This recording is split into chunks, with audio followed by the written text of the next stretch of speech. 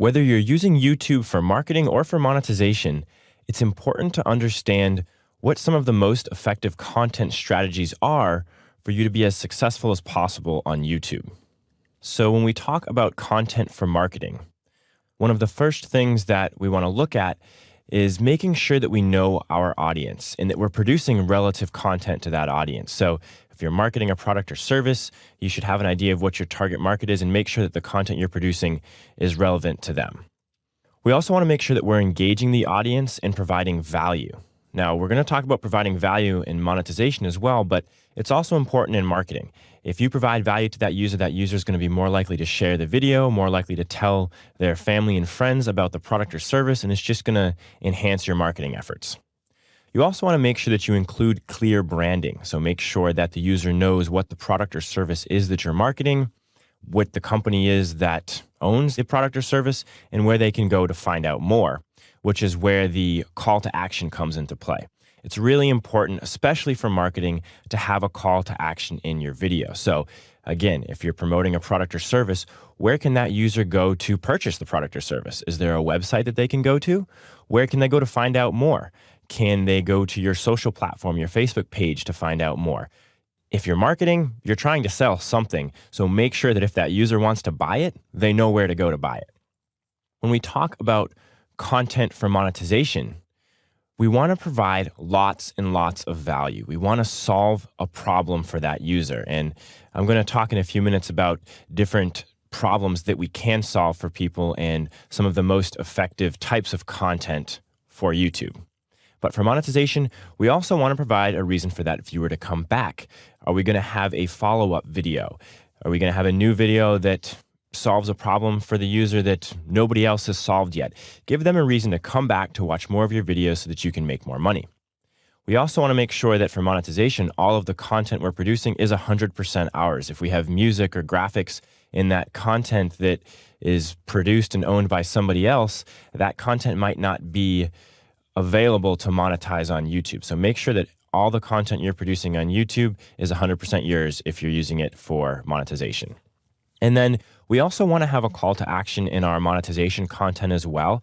Obviously, we might not be selling a specific product or service, but we want those users to come back and watch more videos because we make money simply by the users viewing our videos. So provide a call to action to subscribe.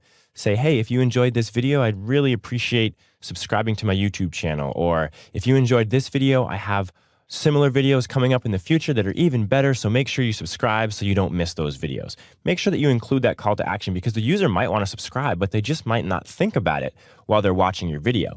And by you dropping that subtle line, say, hey, remember to subscribe, then they're going to be like, oh yeah, I need to subscribe so I can see more videos from this creator. So it's definitely a good idea to include that call to action in your monetization videos as well. When we're producing content on YouTube, it's important to balance the length of your video and the efficiency of your video. There are some strengths and weaknesses to longer videos and shorter videos on YouTube, and let's go ahead and talk about some of those strengths and weaknesses. For longer videos, they tend to earn more revenue. So if you're using YouTube for monetization, if you can produce a longer video, sometimes YouTube can squeeze 2 advertisements into that video and you can earn more revenue. Longer videos also provide more engagement. The user's going to watch more of your content.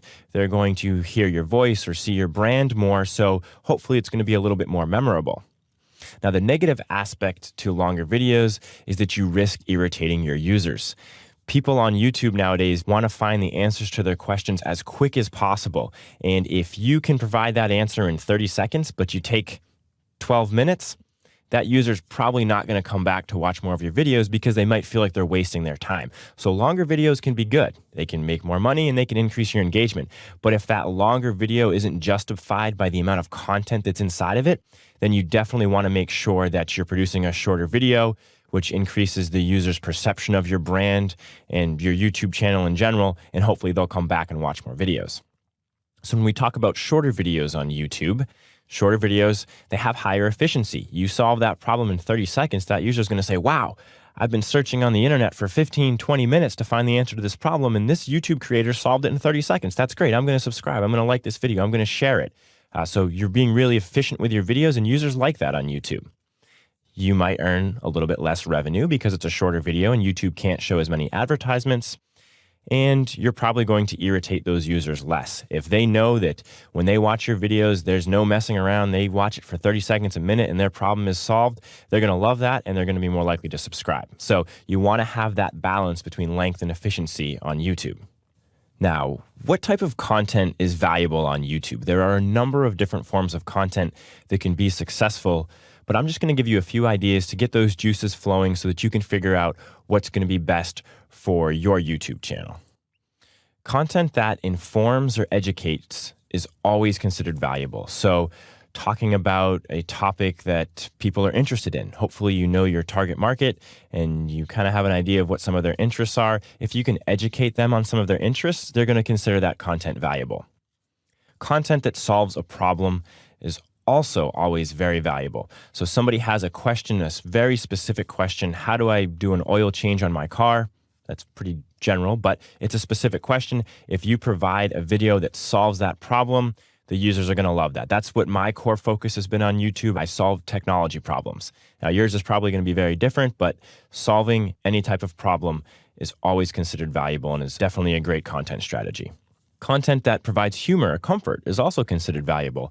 And if you take a look at a lot of the YouTubers that make a full-time living off of YouTube, a big majority of them are YouTubers that provide humor and they have funny videos and they have millions of subscribers and they make a lot of money. So humor can definitely be considered valuable on YouTube. Content that surprises can also be considered valuable. So maybe you're doing a video that is informing or educating on a particular topic, but you come across a fact that you haven't seen anybody talk about yet. So in the middle of your video, you surprise your users by saying, hey, by the way, did you know this? And then all of a sudden, they say, wow, nobody's ever told me before. I know all about this topic, but this is something new that I learned and I'm surprised to hear it. When that surprise happens, hopefully that user is going to share that content with their other friends and family members that are interested in the same topic, because there's no other content out there that has that particular piece that you've just added, that surprise that nobody expected. So that's definitely a good idea as well. And then content that's emotional, appealing to the emotions is always a good idea, whether you're marketing or trying to make money on YouTube. When people's emotions come into play, they're going to be more likely to remember that video and become attached to that video because now their emotions are involved. So that's definitely another way to provide value on YouTube. When you're thinking about your content strategy on YouTube, you always want to make sure that you're creating content that's in line with your core strengths. So what do you do best off of the computer? What are you most knowledgeable in? If you produce content that's related to your strengths and your knowledge, that content is just going to be more valuable just because it's what you do best.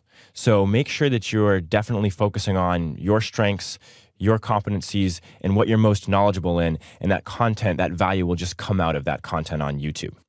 So when you're thinking about your content on YouTube, make sure that you know your users, that you know your target market, and that you're providing valuable content based on that target market.